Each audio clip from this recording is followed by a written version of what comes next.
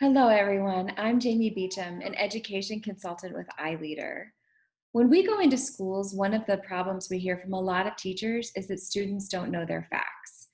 We know that some of the best ways to develop fact fluency with children is to have them playing with numbers and to develop a sense of benchmark numbers. Some people think that fluency means speed, but we know that the definition of mathematical fluency is that students are accurate, efficient, and flexible with numbers.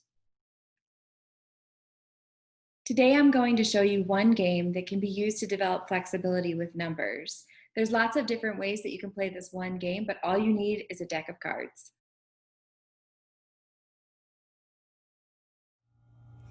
The first game that we're going to be playing is called Make a 10. So you deal out 9 cards, the ace is 1, any face cards is automatically a 10, and you pick up cards that will make 10. And the object is to get the most cards. So I can do 5 and 5 is 10.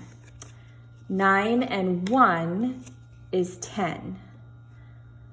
Let's see, 9, I want to get more cards. So I could do 7 and 3, but instead I'm going to do 9 plus 8 is 17, minus 7 is 10. So I only have 1 card left. I'll put my pile over here.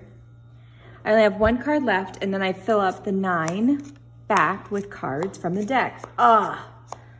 Lots of face cards. Let me get these out a little bit more. So now it is my partner's turn. Wait, what is these two mean? Good job. These are 10.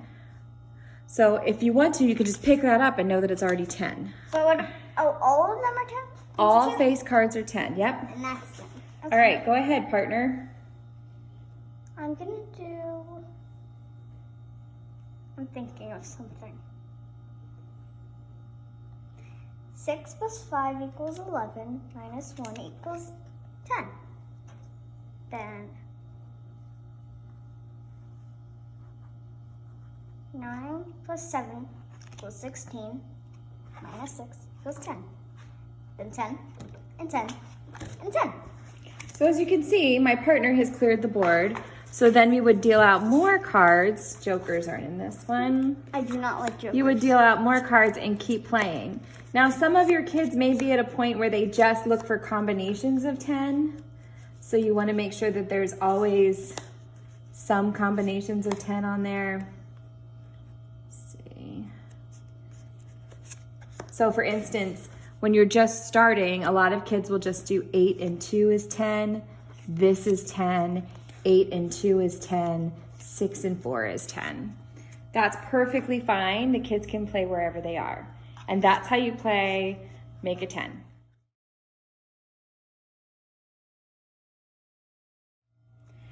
The next game is a little bit trickier, and it is called Make 100. So you're going to choose one of the cards to represent a tens digit, another card to represent a ones digit, and then you can add it with the other cards. So this time I'm going to have my partner go first.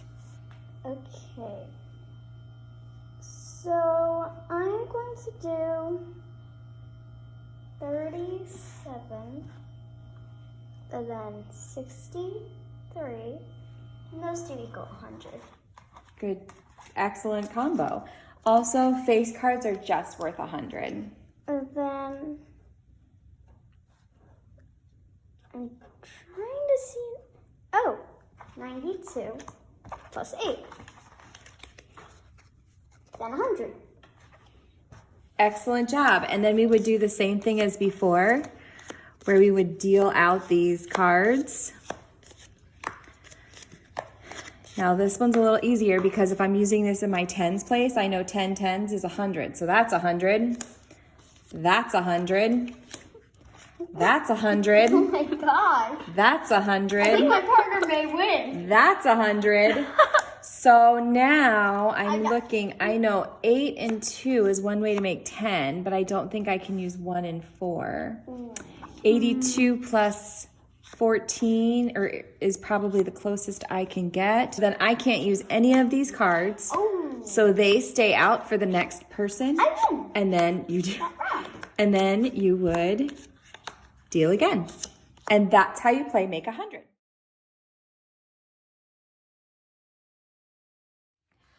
Another way that you can make this more challenging for your third, fourth, fifth grade kids is to make 1,000. So you would use 3-digit cards and 2-digit cards and 1-digit cards to make 1,000.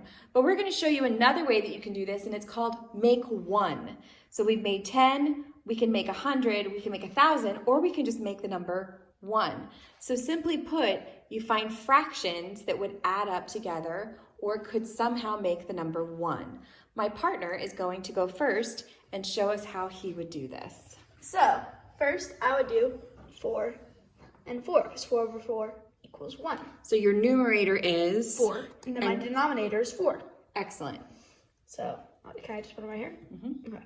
So, 7 sevenths is 1, because the numerator is 7 and the denominator is 7. Let's see here, do I have another 8? Oh, 6 sixths equals 1. Let's see here.